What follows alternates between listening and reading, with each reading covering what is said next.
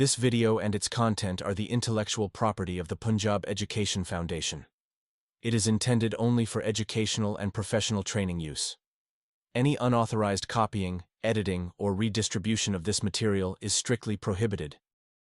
Bismillahirrahmanirrahim. Assalamu alaikum, respected teachers. I am Aisha Dilawar, Master Trainer from Punjab Education Foundation. Today we are going to read a poem from Class 3 English textbook, and the name of the poem is Our Family Picnic. It's not just a poem. In fact, it's an invitation to explore the joy of family and fun of outdoor adventure. Let's start from the introduction. तो ये जो poem है हमारे पास class 3 की, ये बड़ी एक खूबसूरत पोएम है और इसमें एक फैमिली का एक आउटडोर उन्होंने प्लान किया है, एक अपनी पिकनिक, उसके हवाले से यहाँ पर बताया जा रहा है कि कैसी रही उनकी पिकनिक और उन्होंने क्या क्या किया पिकनिक पे और उन्होंने एंजॉय किया, और अगर किया तो कैसे एंजॉय किया और अगर नहीं एंजॉय किया तो क्या हुआ उनके साथ। तो ये अहवाल है पिकनिक का। तो इस पोएम को स्टार्ट करने से पहले यहाँ पर बड़ी अच्छी गेटिंग स्टार्टेड एक्टिविटी है। जैसे कि हम प्री रीडिंग के बारे में बात करते हैं, तो आप स्टूडेंट्स को इंट्रोडक्शन इस पोएम का देने से पहले आप उनको ये एक्टिविटी करवाएं। और एक्टिविटी है कि जी 2 पिक्चर्स हमें नज़र आ रही हैं और इन 2 पिक्चर्स में हमें कुछ मुख्तलिफ जो है सीन नज़र आ रहा है। तो हम स्टूडेंट्स से पहले तो ये पूछेंगे, डिस्कस करेंगे क्लास में कि what do you see in the pictures, picture 1 and picture 2। Discuss it in the class. तो टीचर जो है कोशिश करेंगी कि स्टूडेंट्स से क्वेश्चंस करें और स्टूडेंट्स से पूछें कि ये इन पिक्चर्स में इनको क्या क्या जो है दिखाई दे रहा है और क्या क्या नज़र आ रहा है, और बच्चे आपको मुख्तलिफ जो है इसके आंसर्स देंगे। तो एक पिक्चर में हमें एक फैमिली नज़र आ रही है, फादर है, मदर है, सन है, डॉटर है, और उनके पास कुछ खाने की चीज़ें हैं जो कि उन्होंने एक दस्तरखान बिछाया हुआ है और उस पर बैठकर वो चीज़ें खा रहे हैं, एंजॉय कर रहे हैं।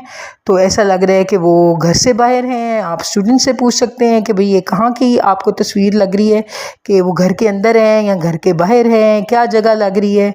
तो जी ये पार्क है। तो एक पार्क में लग रहा है कि वो एक पिकनिक जो है वो सेलिब्रेट कर रहे हैं, पिकनिक बनाने आए हुए हैं और फैमिली है और वो खाने पीने की चीज़ें साथ लाए हुए हैं और वो खा पी भी रहे हैं और वो बातें शातें भी कर रहे हैं, और ज़ाहिर है इसके बाद वो कोई खेलें खुलेंगे भी। तो फर्स्ट जो पिक्चर है that shows that the family is enjoying the picnic in the park. तो फर्स्ट पिक्चर में नज़र आ रहा है कि एक फैमिली है और वो पिकनिक कर रही है पार्क में। उसी तरह से सेकंड पिक्चर है, वो स्टूडेंट्स को कहें कि देखें और बताएं कि उनको क्या लग रहा है कि सेकंड पिक्चर में क्या हो रहा है। तो सेकंड पिक्चर में ऐसे लग रहा है कि एक बच्चा है और वो कश्ती में बैठा है और कश्ती चला रहा है और वो एंजॉय कर रहा है बोटिंग को। तो यहाँ पर हमें लग रहा है कि वो किसी पॉन्ड वगैरह में जो है बच्चा बोटिंग कर रहा है। तो a boy is boating in the pond. तो हमें नज़र आ रहा है कि बच्चा जो है वो कश्ती रानी या कश्ती चला रहा है किसी तालाब में, पॉन्ड में। तो ये जी 2 पिक्चर्स हैं, इनका आप थोड़ा सा बच्चों के साथ क्वेश्चंस करें, ब्रेनस्टॉर्मिंग टेक्निक यूज़ करें और स्टूडेंट्स से थोड़ा सा पूछें कि यहाँ पर क्या हो रहा है।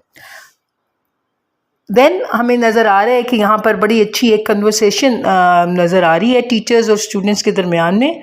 तो हम देखते हैं कि what is the conversation about, और यहाँ पर वो कह रहे हैं read and practise the given dialogue. तो ये डायलॉग है और ये टीचर और स्टूडेंट्स के जो है उनके दरमियान में हो रहा है। तो लेट्स सी कि ये डायलॉग किस हवाले से है। तो यहाँ पर हमें पता चल रहा है कि एट रावल लेक इस्लामाबाद। तो ये रावल झील जो है जो कि इस्लामाबाद में है, उससे मुतल्लिक कोई डायलॉग है। तो चलिए जी पढ़ते हैं इस डायलॉग को और देखते हैं कि इसमें क्या कहा जा रहा है और क्या बात हो रही है रावल झील से लेकर। तो क्या कन्वर्सेशन है टीचर्स की और स्टूडेंट्स की। तो टीचर जो है, पहले टीचर की कन्वर्सेशन है। Teacher: sit down children, how did you spend the 3 holidays. अब टीचर क्लास में आई हैं और उन्होंने बच्चों को बैठने को कहा है और पूछा है उनसे कि आपने 3 छुट्टियां कैसे गुजारी हैं। तो एक स्टूडेंट जो है माजिद, और वो क्या कहता है, Majid I went to a picnic with my family. तो माजिद ने बताया कि वो तो अपनी फैमिली के साथ पिकनिक पर गया था और उसने पिकनिक एंजॉय की। उसी तरह से एक सेकंड स्टूडेंट है नासिर, और नासिर क्या कहता है, Nasir we went to watch a movie. तो नासिर कहता है हम तो एक फिल्म देखने गए थे। टीचर, अब टीचर दोबारा से पूछती हैं माजिद से, where did you go Majid, Majid तुम कहाँ गए थे। Majid, ma'am we went to Rawal lake Islamabad. तो माजिद ने बताया कि वो रावल झील गए थे और वो इस्लामाबाद में है, तो वो वहाँ सैर के लिए गए थे और वहाँ पर उन्होंने पिकनिक की थी। और माजिद मज़ीद बताता है, वेदर वॉज प्लेजेंट, कहता है मौसम बड़ा खुशगवार था। We enjoyed ourselves a lot, और कहता है हम सब ने बड़ा मज़ा किया।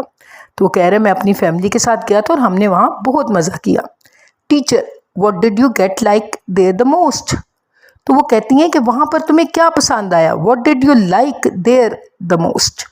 तो टीचर पूछ रही है कि वहाँ पर तुम्हें क्या चीज़ है जो बहुत पसंद आई जब तुम वहाँ पिकनिक पर गए। तो माजिद आगे से रिप्लाई करता है, I liked boating the most. तो माजिद कहता है मुझे वहाँ पर कश्ती चलाने का बहुत मज़ा आया। और बोटिंग, कश्ती चलाने को हम कश्ती रानी भी कहते हैं। तो वो कहता है मुझे कश्ती रानी का मज़ा आया, मुझे कश्ती चलाने का मज़ा आया। तो ये तो थी हमारी एक बिल्कुल स्टार्टिंग में एक्टिविटी थी। इसको आप इंट्रोडक्टरी एक्टिविटी भी कह सकते हैं कि ये बच्चों को जब हम तारुफ करवा रहे होते हैं किसी लेसन का, किसी पोएम का, तो जब टॉपिक से पहले हम उनको थोड़ा सा इंट्रोडक्शन देते हैं, उनको फेमिलियर करते हैं कि हम क्या आज का जो टॉपिक है वो हम क्या करने जा रहे हैं और क्या पढ़ने जा रहे हैं। चलें जी, अब हम इस जो पोएम है इसको पढ़ते हैं और साथ साथ इसकी हम ट्रांसलेशन करेंगे। तो पोएम को ट्रांसलेशन के साथ पढ़ते हैं। My family went out on a picnic, we lugged all our stuff to the park. अब यहाँ पर वो बता रहे हैं, पहले वाले जो सेंटेंस है उसमें बताया जा रहा है मेरा ख़ानदान पिकनिक पर गया, और सेकंड में हम अपना सारा सामान पार्क ले गए। As soon as we'd spread out our blanket, it promptly got rainy and dark. अब वो कहते हैं जैसे ही हमने अपना कंबल फैलाया, फ़ौरन क्या हुआ, फ़ौरन बारिश हो गई और अंधेरा छा गया। And while we were watching our napkins and plates blow away in the breeze, अब वो कहते हैं हम देखते ही देखते, अभी वो देख ही रहे थे, देखते ही देखते क्या हुआ, देखते ही देखते उनका जो उन्होंने नैपकिन, जो दस्तरख्वान बिछाया था और जो प्लेटें थीं वो हवा में उड़ गईं। देखते ही देखते उनके साथ क्या हुआ, जैसे वो देख रहे थे तो उनके दस्तरख्वान और प्लेट्स जो थीं, प्लेटें जिनमें खाया जाता है, वो हवा में उड़ गईं। We all got bit by mosquitoes and attacked by bees. और क्या हुआ उनके साथ, उनको मॉस्किटोज ने, मच्छरों ने उनको काटना शुरू कर दिया। हम सबको मच्छरों ने काटा और शहद की मक्खियों ने हमला कर दिया। तो मच्छरों ने काटा और शहद की जो मक्खियाँ थी उन्होंने हमला कर दिया। बिट जो है ये सेकंड फॉर्म है बाइट की, काटना होता है बाइट, बाइट, बिट, बिटन, और बिटन थर्ड फॉर्म है। तो बिट जो है सेकंड फॉर्म है बाइट की। तो उनको मॉस्किटोज ने काटा और शहद की मक्खियों ने उन पर हमला कर दिया। We couldn't hold any longer. We ran screaming madly away. अब वो कहते हैं मज़ीद हमसे बर्दाश्त ना हुआ, हम मज़ीद बर्दाश्त ना कर सके, हम पागलों की तरह चीखते हुए भागे। तो वो कहते हैं हम पागलों की तरह चीखते हुए वहाँ से भाग गए। स्क्रीम मतलब होता है चिल्लाना, चीखना, मैडली पागलों की तरह। And left all our stuff to the insects and rain that had ruined our day. अब वो कहते हैं हमने सारा कुछ जो सामान हम खाने के लिए साथ लेकर गए थे, अपना सारा सामान कीड़े और मकोड़ों के हवाले कर दिया, उनके लिए छोड़ दिया, और बारिश के लिए, कीड़े मकोड़ों के लिए और बारिश के लिए छोड़ दिया, जिसने हमारा दिन ख़राब कर दिया था। रुइंड का मतलब होता है तबाह कर देना, ख़राब कर देना। So next time we'll go out to the movies or maybe just go to the mall. तो अब वो क्या कहते हैं कि भाई हमें बड़ा बुरा एक्सपीरियंस हुआ है, so next time we'll go to the movies. तो वो कहते हैं कि अब अगली दफ़ा हम जब भी कोई प्लान बनाएंगे तो हम क्या करेंगे, हम मूवी देखने का प्लान बनाएंगे, हम फिल्म देखने चले जाएंगे, फिल्में देखेंगे, या हम मॉल चले जाएंगे, शॉपिंग करने के लिए चले जाएंगे मॉल। हम जो है पिकनिक करने के लिए अब कभी भी जो है हम नहीं आएंगे, क्योंकि उनका जो तजर्बा है वो बड़ा बिटर रहा, बड़ा उनका तजर्बा ख़राब रहा। That last time we went on a picnic was really no picnic at all। और क्यों वो ऐसा करेंगे, क्योंकि जब वो पिछली दफ़ा जब पिकनिक पर गए थे तो वाकई वो कोई पिकनिक नहीं थी। तो वो पिकनिक उनकी जो थी वो बिल्कुल जो है वो स्पॉइल हो गई, और मौसम ने उनकी पिकनिक को स्पॉइल कर दिया। और वो क्या मौसम था, बारिश शुरू हो गई थी, इस वजह से उनका जो पिकनिक का एडवेंचर था वो उनका बिल्कुल स्पॉइल हो गया।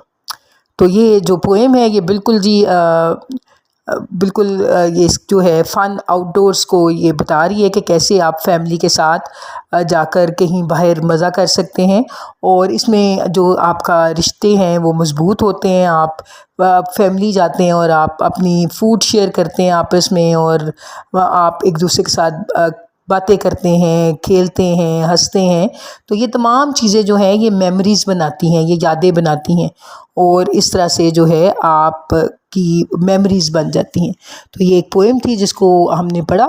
आप इस पोएम को बच्चों को ट्रांसलेशन के बाद एक दफ़ा पोएम को पोएम की तरह पढ़ाएं, और स्टूडेंट्स को कहें कि वो आपके पीछे इसको पढ़ें।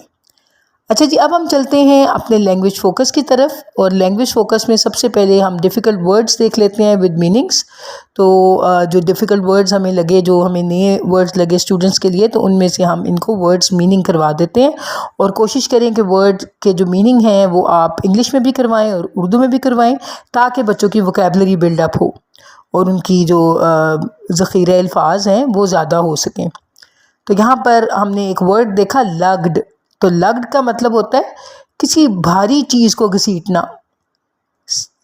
Carry something heavy with effort. Spread out का मतलब होता है फैलना, एक्सपैंड करना। प्रॉम्प्टली का मतलब होता है फ़ौरन, बग़ैर देर किए, फ़ौरन। और इंग्लिश में हम कहेंगे immediately.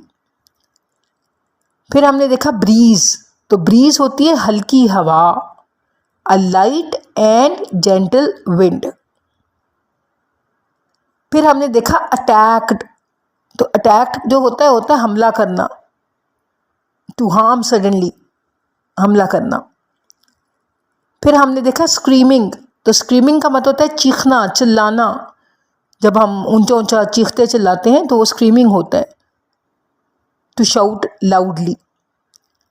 Madly, in a wild manner, पागलपन, बेकाबू होकर। फिर हमने देखा रुएंड क्या था, डिस्ट्रॉय करना, स्पॉइल कर देना, बर्बाद कर देना। तो ये थे हमारे कुछ ऐसे वर्ड्स जो कि हमने देखा कि इनके मीनिंग्स हमें स्टूडेंट्स को करवानी चाहिए, ताकि स्टूडेंट्स को जो इनके मीनिंग्स हैं वो समझ में आ जाएं। इनको इंग्लिश में भी करवाएं और उर्दू में भी करवाएं।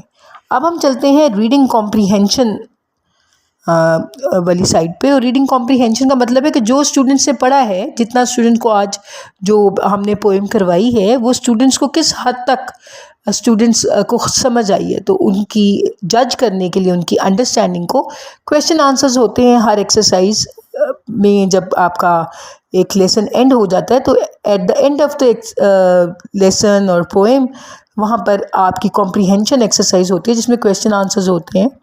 तो यहाँ पर जी कुछ क्वेश्चंस हैं और आपने उनके आंसर्स स्टूडेंट्स से पूछने हैं। तो पहला क्वेश्चन है, where did the family go on a picnic. तो जो फैमिली थी वो कहाँ पर गई पिकनिक के लिए। तो आपने स्टूडेंट से आंसर पूछना है और अगर वो ना बताएं तो आपने बताना है। The family went to the park for their picnic. Question number 2 है, what happened when they spread out the blanket. पूछ रहे हैं जैसे उन्होंने ब्लैंकेट बिछाया तो क्या हुआ। तो as soon as they spread out their blanket, it started raining and got dark। तो बताया था उन्होंने पोएम में कि वैसे जैसे ही उन्होंने ब्लैंकेट बिछाया तो बारिश शुरू हो गई और अंधेरा छा गया। Question number 3, where did they decide to go for their entertainment in future। तो उन्होंने अब क्या फैसला किया है कि जब कभी मुस्तकबिल में उनको टाइम मिलेगा और जब कभी वो जाएंगे मज़ा करने और आउटडोर कोई एक्टिविटी वो प्लान करेंगे, तो उन्होंने सोचा कि अब वो कभी पिकनिक नहीं करेंगे. They decided to go to the movies और the mall instead of having another picnic. तो उन्होंने कहा कि हम यहाँ तो मूवीज़ देखने जाएंगे और यहाँ हम मॉल जाएंगे, लेकिन हम पिकनिक के लिए नहीं जाएंगे. क्वेश्चन नंबर 4 है, how was their picnic ruined. कैसे उनकी जो पिकनिक थी वो ख़राब होगी, स्पॉयल होगी. Their picnic was ruined by rain. तो बारिश की वजह से उनकी जो पिकनिक थी वो सारी ख़राब होगी, स्पॉयल होगी. तो ये थे जी कुछ क्वेश्चन आंसर्स जो आप स्टूडेंट्स से पूछेंगे और फिर स्टूडेंट्स जब आपको बताएंगे तो फिर आप उनको प्रॉपर आंसर्स भी साथ साथ उनको ख़ुद टीचर जो है वो भी बताएंगी. बच्चे स्टूडेंट से भी पूछें और ख़ुद भी बताएं. फिर जी कॉम्प्रीहेंशन एक्सरसाइज में ट्रू और फॉल्स आ जाते हैं, फिल इन द ब्लैंक्स आ जाते हैं. तो यहाँ पर कुछ ट्रू और फॉल्स हैं तो वो कर लेते हैं. Majid went to a picnic with his friends. तो ये हमने कन्वर्सेशन जो थी टीचर्स की, टीचर और स्टूडेंट्स के दरमियान में, उसमें हमने पढ़ा था कि वो अपनी फैमिली के साथ गया था, तो ये फॉल्स है. The weather at Rawal lake was bad. ये भी फॉल्स है. उसने कहा था कि वो प्लेजेंट था. Majid liked swimming the most at Rawal lake. तो ये भी फॉल्स है. माजिद ने कहा था कि उसको क्या पसंद आया, बोटिंग. उसको स्विमिंग पसंद नहीं आई थी, उसको बोटिंग पसंद आई थी. ये फॉल्स है. Number 4, in the poem the family had a very enjoyable picnic. तो ये जो हमने भी पोएम पढ़ी है इसमें बिल्कुल उनकी एंजॉयबल पिकनिक नहीं थी, बल्कि वो स्पॉइल हो गई थी उनकी पिकनिक. तो ये फॉल्स है. नंबर 5, बीज attack the family in the poem. ये ट्रू है, ये बिल्कुल ठीक है, बीज ने अटैक किया था उन पर. Number 6, the family in the poem left all their stuff behind. और वो सारा सामान अपना वहीं छोड़ गए. ये ट्रू है, ये सच है. नंबर 8, लग्ड मीन्स टू पुल और कैरी लगेज. और बिल्कुल ठीक है भाई, लग का मतलब होता है कि जब आप अपने सामान को, ज़्यादा सामान होता है और उसको आप एफर्ट के साथ घसीट रहे होते हैं, खींच रहे होते हैं. और बिल्कुल ये ट्रू है, लग का मतलब यही है, सामान को खींचना या सामान को पुल करना. Screaming means whispering. ये फॉल्स है. मैंने आपको पहले भी बताया कि स्क्रीमिंग का मतलब होता है चीखना, लाउडली चीखें मारना, ऊंची ऊंची चीखें मारना. तो ये जी ऊंचा जो आप आवाज़ निकालते हैं जब आप डर जाते हैं, खौफ की हालत में होते हैं, तो वो आपकी स्क्रीमिंग होती है. तो ये फॉल्स है. विस्परिंग का मतलब होता है सरगोशी करना, आहिस्ता आहिस्ता बोलना. तो ये स्क्रीमिंग और विस्परिंग दोनों आपस में जो है ना, ये ऑपोजिट्स हैं, उल्ट अल्फाज हैं. तो ये इनका मीनिंग एक नहीं है, बल्कि ये उल्ट अल्फाज हैं. तो ये फॉल्स है. A napkin is use to wipe face and hands. ये ट्रू है कि नैपकिन जो है हम इसलिए इस्तेमाल करते हैं, जो दस्तरखान है उसका इस्तेमाल ये भी होता है कि हम अपने चेहरे को और अपने हाथों को साफ़ करने के लिए इसको यूज़ करते हैं. तो ये थे जनाब हमारे ट्रू और फॉल्स. अब चलते हैं हम फिल इन द ब्लैंक्स की तरफ. यहाँ पर भी जो है ये कह रहे हैं कि choose words from the unit. तो आपने चूँकि ये पढ़ लिया पोएम, तो इसी को देखते हुए कॉम्प्रीहेंशन है, ये भी कॉम्प्रीहेंशन एक्सरसाइज होती है. इसमें जज किया जाता है कि स्टूडेंट्स जो हैं वो कितना जो उन्होंने अभी पढ़ी है, पोएम पढ़ी है या टेक्स्ट पढ़ा है, तो स्टूडेंट्स की कैसी अंडरस्टैंडिंग है, कितना उन्होंने इसको अंडरस्टैंड किया है. We went to a dash with my family. तो कहाँ गए थे? We went to a picnic. Weather was dash there. तो क्या बताया था? हमने डायलॉग जो पढ़ा था उसमें बताया था कि वेदर वॉज प्लेजेंट. तो यहाँ पर आएगा pleasant. I liked dash the most. और उसने क्या कहा था? माजिद ने, मुझे क्या पसंद आया था? Boating. Yes. We couldn't hold any dash, we ran screaming madly away. तो ये हमारी पोएम की है सेंटेंस, और इसमें कहा था we couldn't hold any longer. तो यहाँ पर लॉन्गर आएगा. And left all a dash to the insects. और क्या छोड़ आए थे? स्टफ. यहाँ पर स्टफ आएगा. And rain that had ruined our day. had ruined. तो क्या आएगा? ruined यानी तबाह कर दिया था. बारिश ने क्या किया था? उनका दिन ruined, तबाह कर दिया था. नंबर 7 है, so next time we'll go to the dash. कहाँ जाएंगे? Movies. that last time we went on a picnic was really no picnic at dash at all. तो at के बाद क्या आएगा? all, at all. You should be dash in doing your homework. तो यहाँ पर उन्होंने एक जनरल बात की है कि आपको कैसा होना चाहिए होमवर्क करने के लिए, तो you should be quick in doing your homework. तो यहाँ पर डैश में आएगा quick. ये थी हमारी लिटरेचर की एक्सरसाइजेज. अब हम चलते हैं अपनी ग्रामर एक्सरसाइजेज की तरफ. तो ग्रामर एक्सरसाइज में सबसे पहले जो एक्सरसाइज है वो है कॉन्ट्रैक्शन. तो कॉन्ट्रैक्शन का मतलब होता है शॉर्ट फॉर्म. तो शॉर्ट फॉर्म, और contraction is a shortened form of one और two words. It is created by omitting certain letter or letters and replacing them with an apostrophe. तो अब क्या बताया जा रहा है कि ये जो कॉन्ट्रैक्शन है ये शॉर्ट फॉर्म को कहते हैं, और इसमें हम कैसे लफ्ज़ों को शॉर्ट करते हैं. एक लफ्ज़ या दो लफ्ज़ों को हम शॉर्ट कर देते हैं और शॉर्ट करके उसको पढ़ते या लिखते हैं. तो वो कैसे शॉर्ट करते हैं? वो शॉर्ट करने का ये तरीका होता है कि हम कोई एक लेटर या एक से ज़्यादा लेटर्स को हम उन वर्ड्स के अंदर से ओमिट कर देते हैं, गायब कर देते हैं, डिलीट कर देते हैं, और उनकी जगह पर हम एपोस्ट्रोफी लगा देते हैं. अब एपोस्ट्रोफी जो है उसकी शक्ल कॉमा से मिलती है, लेकिन वो उन जगहों जहाँ से हमने कोई लेटर ओमिट किया होता है या गायब किया होता है उस जगह पर हम ऊपर वो एपोस्ट्रोफी लगा देते हैं जिसकी शक्ल कॉमा की तरह होती है, लेकिन ये कॉमा नहीं होता. ये पंक्चुएशन मार्क है, एक सेपरेट पंक्चुएशन मार्क है, और इसको हम कहते हैं एपोस्ट्रोफी. तो एपोस्ट्रोफीज जो हैं वो हम क्यों यूज़ करते हैं? हम कॉन्ट्रैक्ट करने के लिए. जब हम किसी लफ्ज़ को ओमिट कर देते हैं, डिलीट कर देते हैं, तो फिर हम उसकी जगह पर एपोस्ट्रोफी यूज़ करते हैं. तो यहाँ पर हम देखते हैं कि कहाँ कहाँ हमारा कॉन्ट्रैक्ट होगा, कौन से वर्ड्स जो हैं या कौन सा वर्ड है जिसमें कि कोई लेटर जो है हम ओमिट करेंगे और वो कॉन्ट्रैक्ट हो जाएगा. तो क्वेश्चन है right contractions of the underlined words. तो यहाँ पर अंडरलाइन हुए हैं words. I will say my prayer and then sleep. तो यहाँ पर I will को उन्होंने अंडरलाइन किया हुआ है. तो I will में W जो है ये हम इसको ओमिट कर देंगे. तो I will की जगह इसको हम पढ़ेंगे I'll. उसी तरह से सेकंड है did not you get my letter. तो यहाँ पर did not को अंडरलाइन किया है.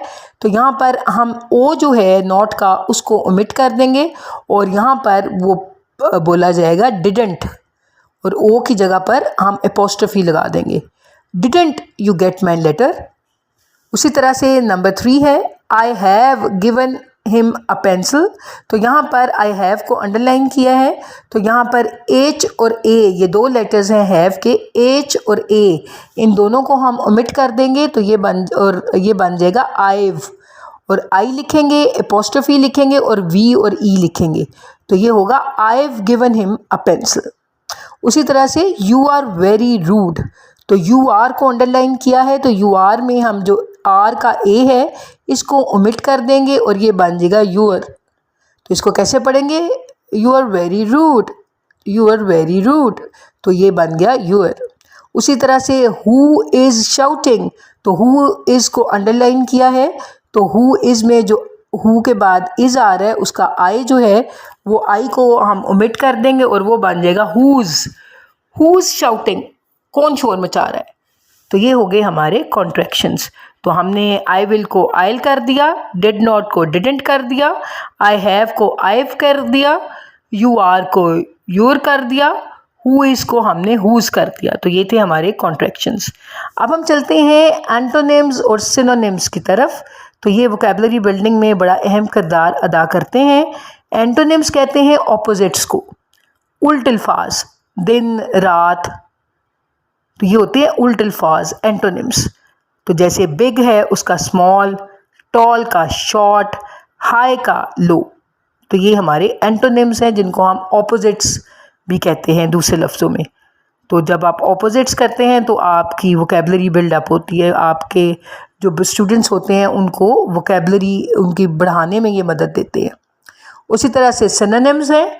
तो सिनोनिम्स का मतलब होता है हम मायनी लफ्ज़ मुख्तलिफ होते हैं लेकिन उनका मायनी एक ही होता है. जैसे खूबसूरत है और ख़ूबसूरत के लिए हम प्यारा का लफ्ज़ भी इस्तेमाल करते हैं, तो ये दोनों खूबसूरत और प्यारा आपस में सिनोनिम्स हैं। तो synonyms are the words similar in meaning. तो सिनोनिम्स ऐसे वर्ड्स होते हैं जिनके मायने जो हैं वो सेम होते हैं। लफ्ज़ सेम नहीं होते, लफ्ज़ मुख्तलिफ होते हैं, लेकिन उनके मायने जो हैं वो सेम होते हैं। तो यहाँ पर हमारे पास है क्विक, और क्विक का सिनोनिम है फास्ट। उसी तरह से ह्यूज, ह्यूज का सिनोनिम है बिग, दोनों का मतलब है बड़ा। उसी तरह से मिस्टेक गलती को कहते हैं, और एरर इसका सिनोनिम है। Mistake, error, quick, fast. तो ये हमारे जो है सिनोनिम्स कहलाते हैं, जिनको हम मायनी अल्फाज कहते हैं। इनके मायनी एक जैसे होते हैं। चलिए जी, अब हम चलते हैं, हमारा नेक्स्ट जो क्वेश्चन है, ग्रामर जो टॉपिक है वो है यूज़ ऑफ कैन एंड मे। हम कैन को कहाँ इस्तेमाल करते हैं और मे को कहाँ इस्तेमाल करते हैं। तो देखते हैं कैन का यूज़ हम कब करते हैं। We use can to talk about ability, काबिलियत। ऐसा कोई भी जुमला जिसमें काबिलियत के बारे में बात हो रही हो। अब काबिलियत क्या होती है, जब उर्दू में हम कहते हैं सकना, कर सकना, मैं ये कर सकता हूँ, मैं ये कर सकती हूँ, तो ये सकता सकती जो है ये काबिलियत को जाहिर करते हैं। जैसे मैं कहूँ आई कैन रन फास्ट, तो यहाँ पर कैन का जो इस्तेमाल हो रहा है वो काबिलियत को जाहिर कर रहा है कि it means that I am able to run fast, कि मेरे में ये काबिलियत है कि मैं तेज़ भाग सकता हूँ। तो आई कैन रन फास्ट, तो कैन लगाया। उसी तरह से अ बर्ड कैन फ्लाई, परिंदा जो है वो उड़ सकता है, परिंदे जो हैं वो उड़ सकते हैं। इट मीन्स के birds are capable, birds are able to fly, उनमें ये काबिलियत है कि वो उड़ सकते हैं। और अगर हम अपने साथ कंपेयर करें तो मैं कहूँगी आई कैन नॉट फ्लाई, तो मैं एक इंसान हूँ, मेरे में ये काबिलियत नहीं है कि मैं उड़ सकूँ।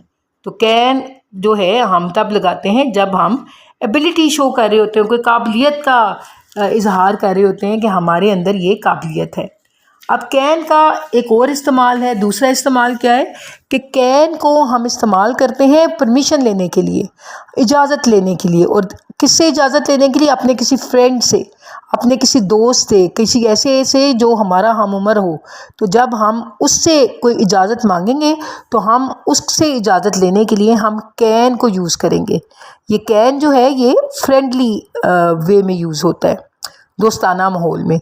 जैसे अगर मैंने किसी से कोई पेंसिल या पेन लेना है, अपने किसी दोस्त से या अपने किसी हम उम्र साथी से, तो मैं कहूँगी can I take your pen please, या can I take your marker, can I take your pen. तो ये इजाज़त के लिए कैन यूज़ हुआ। अब नेक्स्ट हम चलते हैं और देखते हैं कि मे का यूज़ क्या है, हम कहाँ मे को इस्तेमाल करते हैं। तो मे जो है वो भी यूज़ होता है परमिशन लेने के लिए, इजाज़त लेने के लिए। लेकिन कब, जब हम बहुत ही पोलाइट वे से किसी से इजाज़त ले रहे हैं, इजाज़त मांग रहे हैं, तो मे जो है हम इसको कह सकते हैं ये सरकारी तौर पर इस्तेमाल होता है। सरकारी से मुराद क्या है कि जब हम कोई अपने किसी अथॉरिटी वाले से, जो हमसे अथॉरिटी में सीनियर है, अथॉरिटी में हमसे ज़्यादा पावरफुल है, ज़्यादा बड़ा है, तो जब हम अपने किसी बड़े से इजाज़त ले रहे होते हैं तो रिस्पेक्टफुल मैनर में, बड़े बाअदब तरीके से, तो जब हम इजाज़त मांगेंगे तो हम मे का इस्तेमाल करेंगे।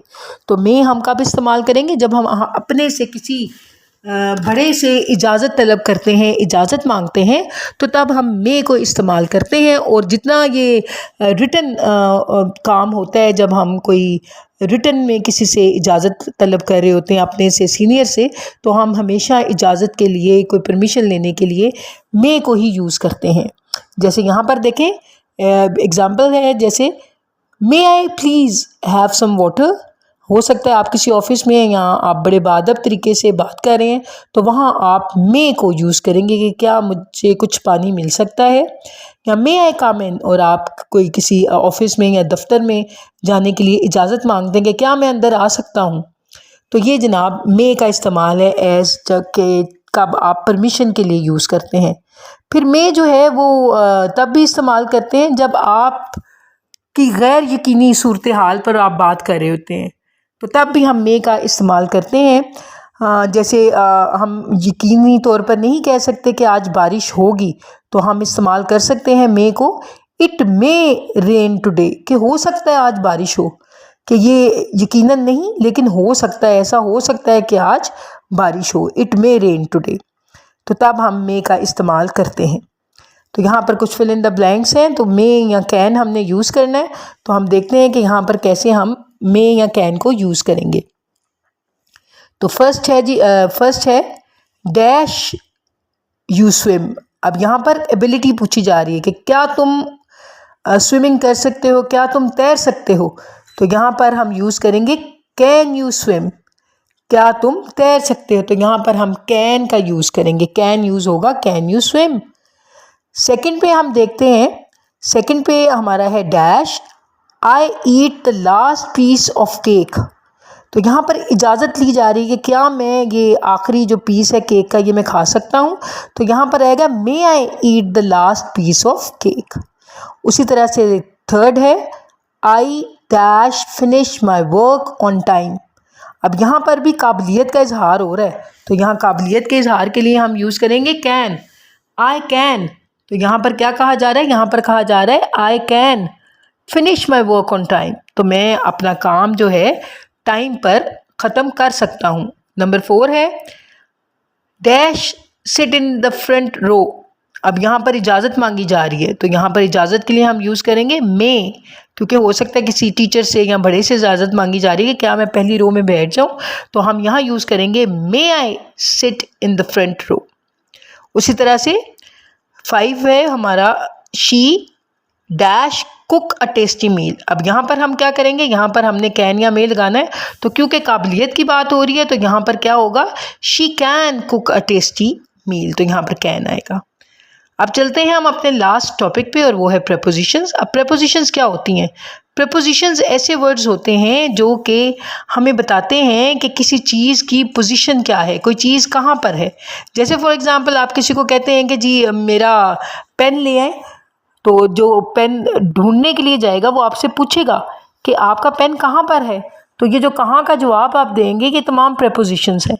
माई pen is on the table, my pen is under the table, my pen is in the cupboard, my pen is in my bag. तो ये ऑन, इन, अंडर, ये तमाम जो हैं हमारे प्रेपोजिशंस हैं।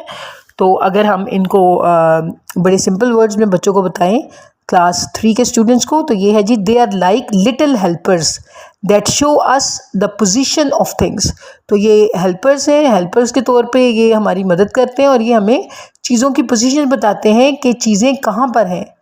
तो ये जी पोजीशन को बताते हैं। यहाँ पर हमारे पास कुछ फिल इन द ब्लैंक्स हैं और उन्होंने हमें कुछ प्रेपोजिशंस दिए हैं और उन्होंने कहा है जी आप इन ब्लैंक्स को इन प्रेपोजिशंस के साथ फिल करें।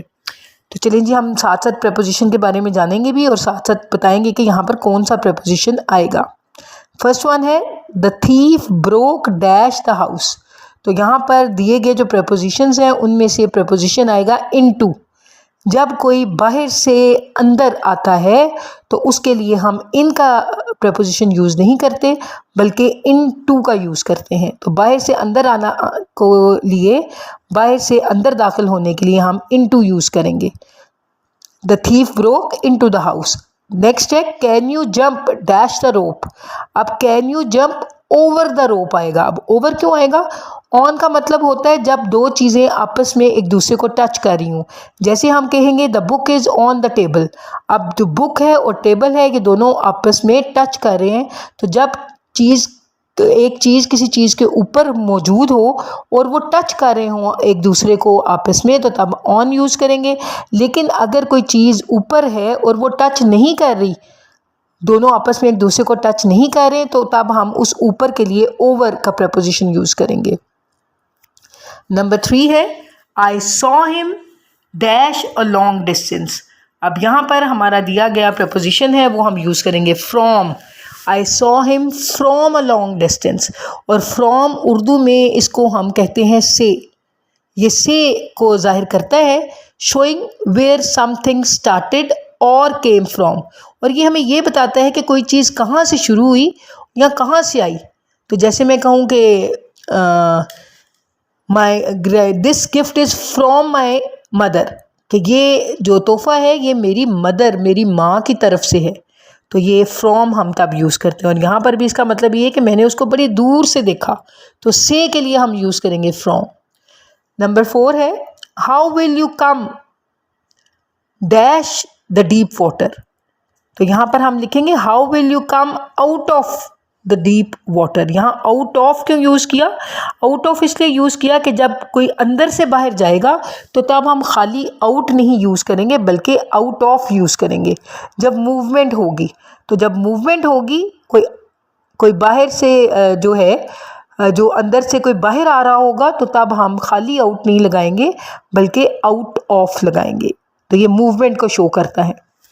उसी तरह से नंबर 5 है put the book dash the table. तो यहाँ पर बुक और टेबल जो है आपस में एक दूसरे को टच कर रहे हैं, तो यहाँ पर जो प्रपोजिशन आएगा वो ऑन आएगा।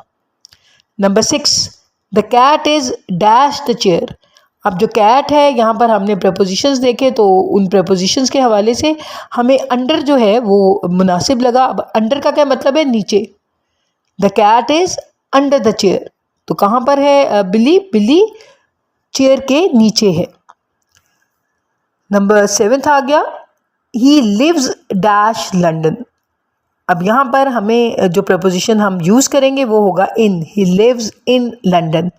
जब भी हम बात करते हैं किसी ऐसी बात जब हम करते हैं कि जिसका मतलब होता है कि कोई स्पेस के अंदर, मतलब कोई ख़ास जगह है उसके अंदर कोई रहता है, तो तब हम वैसे भी जब हम किसी सिटी या किसी कंट्री का जिक्र करते हैं और उसमें हम बताते हैं कोई कहाँ रहता है, तो हम लिव्स के साथ जो प्रपोजिशन यूज़ करते हैं वो इन ही होता है। जैसे आपसे पूछें कि आप कौन से मुल्क में रहते हैं, तो यू आंसर कि I live in Pakistan. And which city you live in, तो आप बताते हैं I live in Sialkot, I live in Lahore, I live in Multan. तो लिव के बाद इन का जो प्रपोजिशन है वो यूज़ होता है। Number 8 she is good dash drawing. अब यहाँ पर एट यूज़ होगा। She is good at drawing. At हम कब यूज़ करते हैं? जब हम एक स्पेसिफिक, एक ख़ास पॉइंट की बात करते हैं।